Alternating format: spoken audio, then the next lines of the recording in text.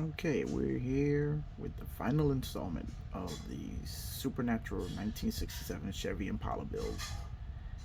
This is the end of the road, and this car is finally complete.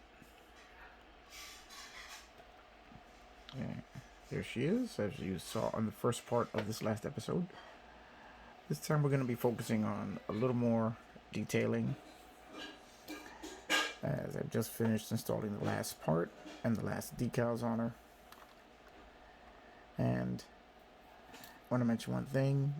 There is nothing, literally nothing, holding this hood on. AMT didn't make any provisions for a hinge assembly or even a peg that the hood would stay on. So as you're moving the model around, you got to be very careful because this will just come flying off at any time. Another thing is, car this black is a dust magnet. I have to constantly wipe it anytime I move it because it is just a magnet for dust. Alright, that being the case, let's take a look at the engine compartment. I've added the last bit of detailing, which is including the battery, which I've wired up. I've installed some homemade decals just to give it a little more of a realistic look. Finally installed the 427 decal on the air cleaner. And that's about it. Thinking about painting the washer bottle white. Haven't decided on that yet, as I've seen some photos with the washer bottles black, some with the washer bottles white. So I'm still up in the air about that one. But the engine compartment is finished, the battery being the final component. As you can see, with the labeling I put on, it gives a much more realistic appearance to the battery, along with the wiring coming out of it.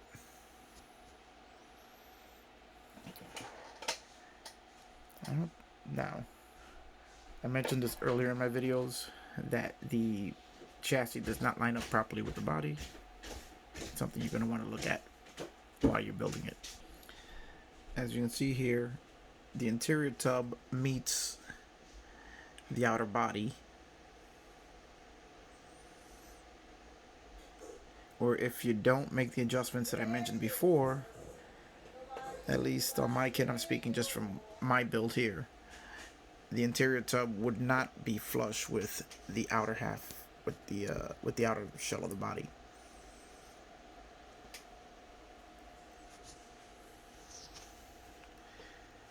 And as I said before, that required clamping the chassis to the body and applying substantial amounts of super glue to the inner wheel wells so that they would stay glued to the body, as that is the only contact point with the body on the underside. So that was the only way I was able to get the chassis and the passenger tub to meet the body where they were supposed to. And that was after gluing it down in the front,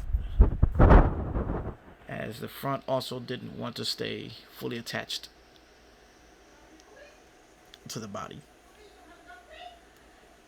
That was one of the issues I had during final assembly of it, but it seemed to have worked out well. I'll see on the second one that I build when I get around to it, if it's common trait to all of them, or if it's just something that this particular kit had an issue with. Another thing was, I mentioned on the last video, bending the wiper so that it would stay on the windshield. I bent it right at this point, right here, just a slight bend downward, so that the wiper is actually resting on the glass and not floating up in the air. Just something to look out for. Alright, this is going to be a short video because I've pretty much talked about everything I needed to talk about in the last videos. Other than these last couple of things and the battery, which I just installed, she's all good to go. Still haven't decided to paint the reverse lights white or leave them chrome that way. Either way, neither one is an option that I'm very happy with, but I'm gonna have to pick one or the other. Alright guys, this is it. If you're curious about how I did anything on this model, you can follow the entire build as I go into everything, the whole process, the good and the bad. And the good far outweighs the bad, so I've got to really tell you that I recommend this kit a lot. The details aren't all 100%, but you can really make a car that screams supernatural when you look at it. And then, if you're like me, you can install Easter eggs for the show. Just because.